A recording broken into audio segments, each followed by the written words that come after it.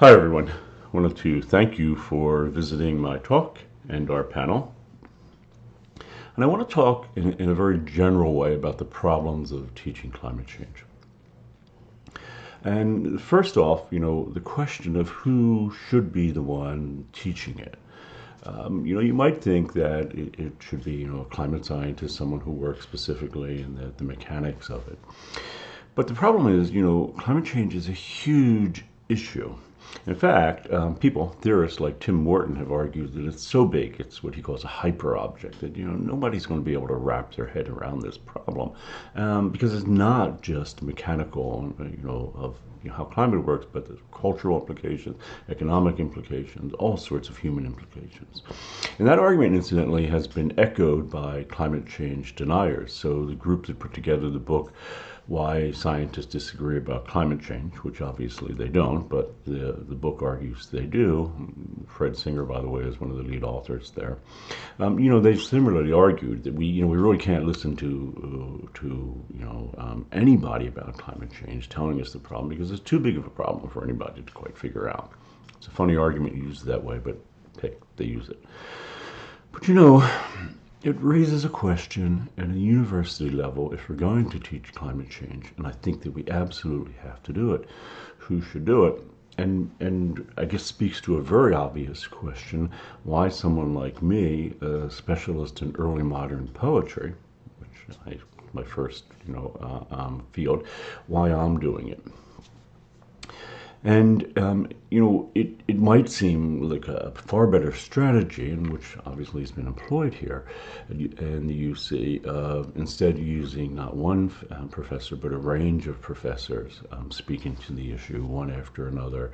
1 week one person, 1 week another person. I think that's a good strategy, but it's been my experience over the years teaching that there's nothing like a single holistic view in any field put forth by one speaker. It just makes a more holistic, unified, and I think, totally honest, better experience. So why then am I doing this? And I should mention that I teach a large lecture at UCSB. It's one of the largest. We have 860 students, at least we did last year, and we will again next year. And I have a second course that will have probably as many students, and the one is in the fall, and then this winter I'll be having a second one. And I guess the answer I have to why I'm the one doing it is I'm the one willing to do it. And I don't mean to pat myself on the back there saying I'm the one willing to put in the work and no one else is. I think other people are and would be. But I also think that there are a lot of reasons why people wouldn't want to do this. And to be totally honest and candid, I don't think it's a very good career move on my part at all. And I would be, again, being totally honest, hesitant to recommend this to someone earlier in career who has to worry about milestone steps to get tenure and then go to full professor. And why I mention it is I've been spending a lot of time the last few years coming up to speed on this hyperobject, this huge problem. And that requires reading a great deal of material and assimilating it and keeping up with it, because as you know, with climate change, everything is changing dramatically. When I started, my serious work on what I teach in a contemporary sense a few years ago, methane wasn't quite on everyone's radar, and then it exploded on everyone's radar, and then you have all these sort of conflicting material to go through and all.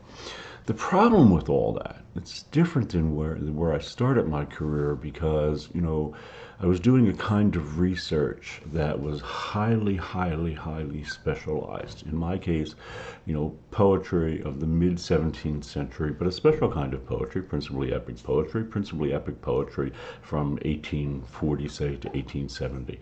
1640 to 1670. But here, you need to have such a broad knowledge that I don't know that I am in any particular way bringing new research into the field the way that I would have done in my previous approach. And that's really not my attention to do so. In other words, I'm trying to take in a vast amount of material. I'm trying to come up to speed on the science of it, on how glucose is created by plants and it sequesters CO2 in the process. So here I am, a literature professor, actually writing on the board, formulas for glucose and how all this works. But to do this, and to do it the way I'm doing it, to a broad range of students, and I should mention that my large lectures are lower division courses, and we have a great number of freshmen and sophomores in there. In fact, last course, 78% of the students were freshmen or sophomore. So, it's not meant to be an esoteric, highly focused course. In fact, it's just the opposite. And,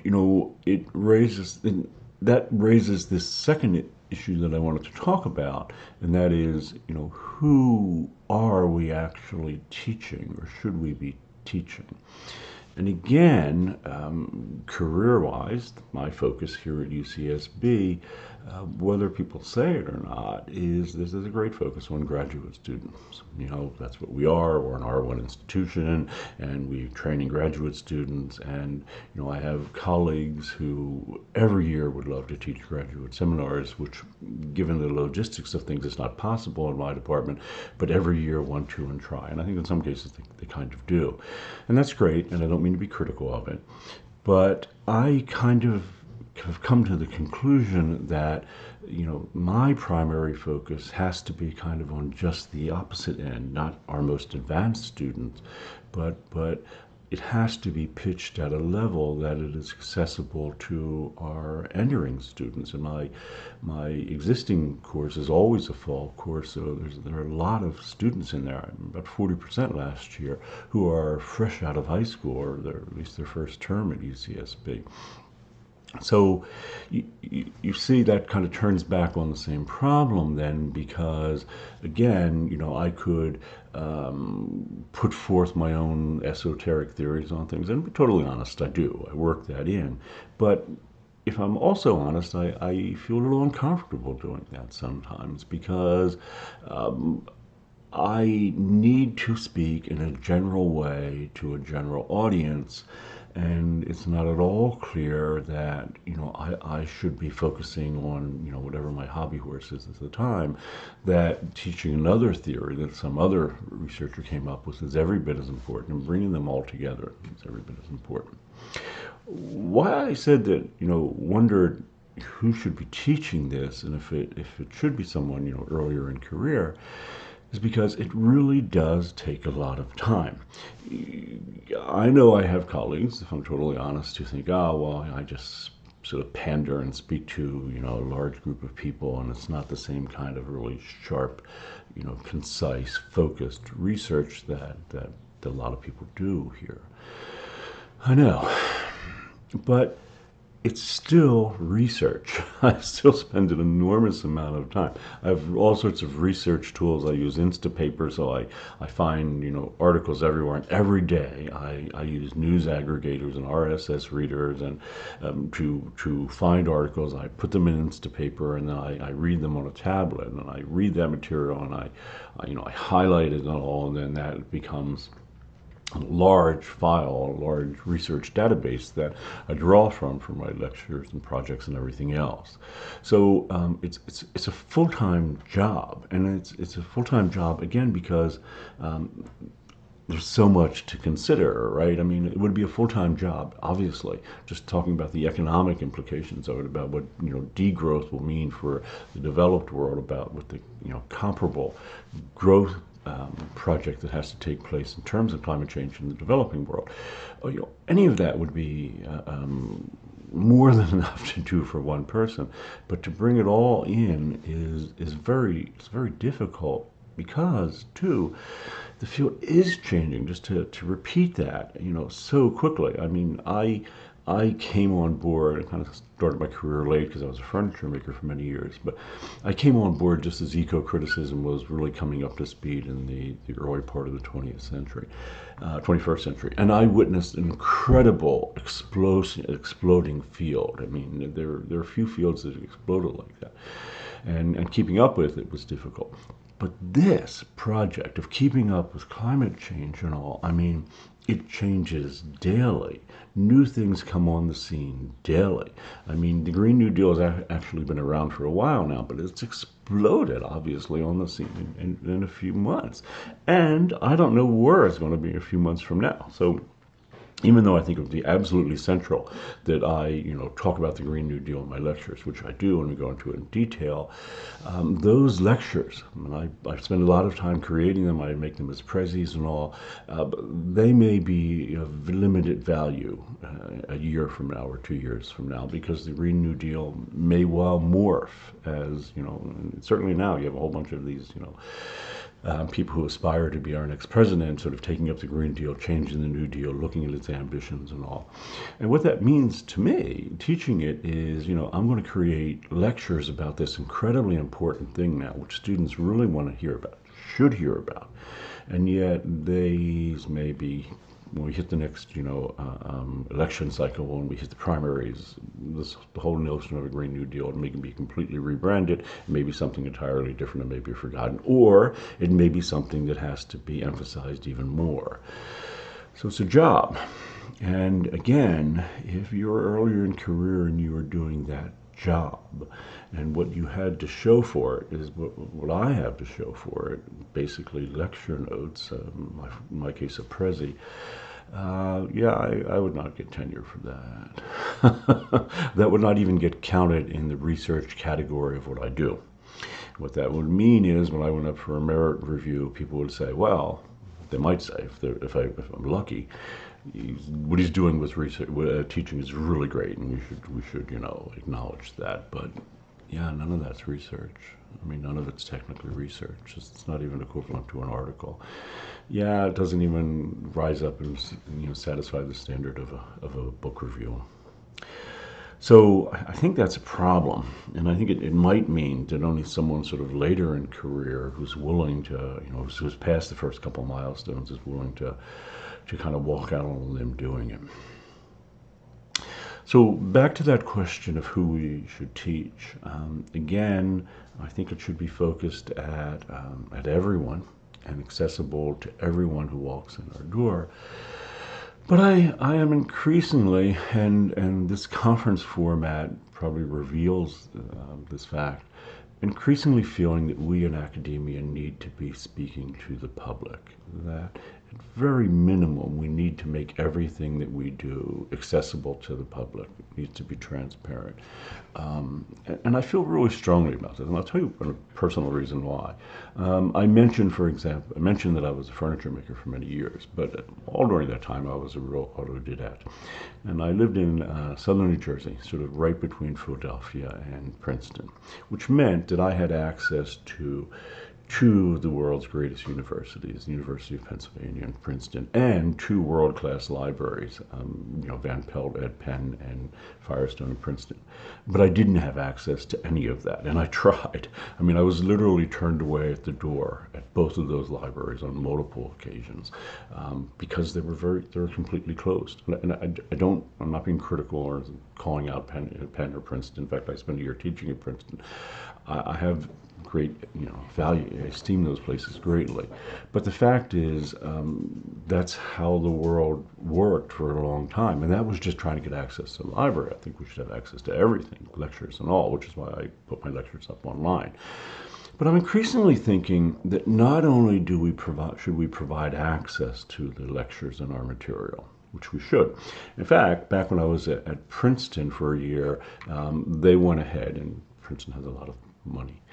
Don't tell anyone. They went ahead and put my entire lecture series up on iTunes. It was my suggestion, and that was great. It was on iTunes University. Anybody could click it.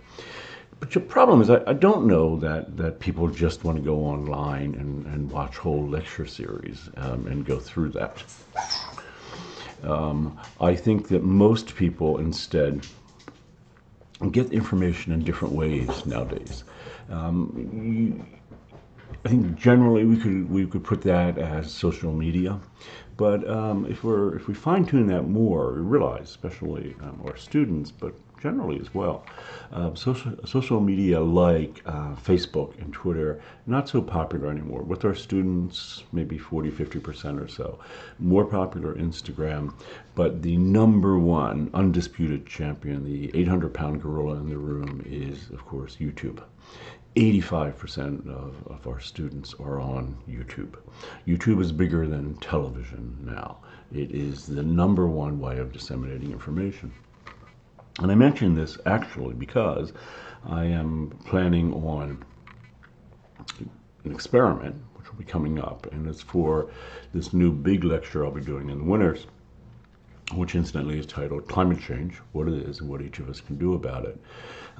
Instead of putting up the lectures online, which I intend to, I want to break out little snippets of them that will really be just 5–6 minutes long and record them as YouTube videos. It'll kind of look like what I'm doing here, but of a much better quality. In fact, our UCSB's Orfalea Center is hopefully going to finance me in buying the kind of equipment I need to do it, better microphones and software to do post-production and all, and I won't have problems with myself going in and out of focus and all, and a different kind of camera.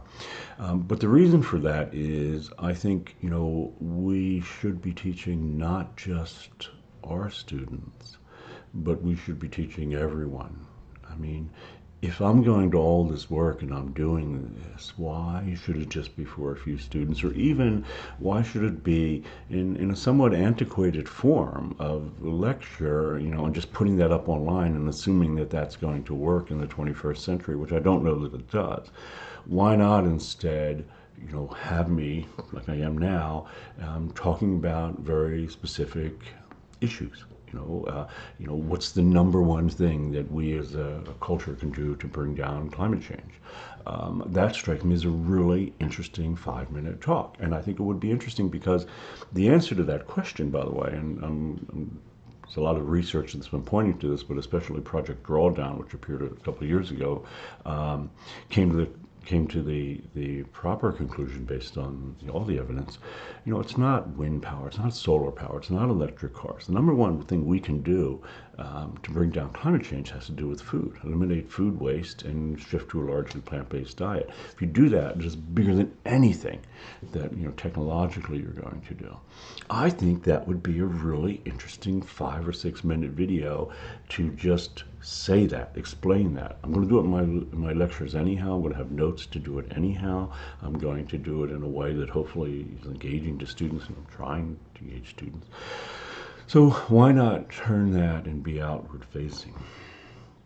But not just outward facing, but designed to speak out of the university. Again, we've done that in the past, and I have enormous respect for people like E.O. Wilson, who's written books. He's won 2 Pulitzers. It's great. But in the 21st century, I think, we have to think of new ways of getting out to the rest of the world, and ways that make sense to the world, not just because we think, oh, well, lectures are a time-honored tradition, you should go with this format. Yeah. So there are my 3 questions and answers. Who should teach climate change? I think I have great respect for anybody willing to try to do it, and as I hope I've proven as an early modern poetry expert, pretty much anybody can do this. Anybody who really wants to make it a priority. And who should we be doing? We should be doing it in a way that is accessible to all of our students whenever possible. I think that has to be a priority for us. Not for every class, obviously. I mean, we obviously need to really focus on issues and all too. But I think, universities have to make it a priority to do that. And ultimately, my really big ambition here is that courses like mine would be a requirement for every student to take, which it is not the case now. But beyond that, I do think we need to, blow the doors of academia open. And I don't mean blow the doors open, I mean blow them off. I mean, I don't think there need to be doors. I don't think there need to be gate guards. I don't think there needs to be anything other than complete transparency and accessibility to everything that we do. But I would suggest, and suggested here, that we even go one step further and we massage the material in a way to make it open. So, we no longer have a gate. We are sending information out to the world in a way that the world likes to get their information.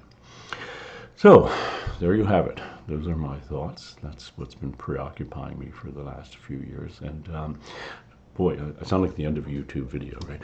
Boy, I'd love to hear your comments. So everyone, please comment and tell me what you think, and like me if you can. Well, you can't like me. You could like me on YouTube, where this is going to be our streaming source, but you can't like me here. But do give me your comments. I'd really like to hear them. Okay, thanks so much. Take care.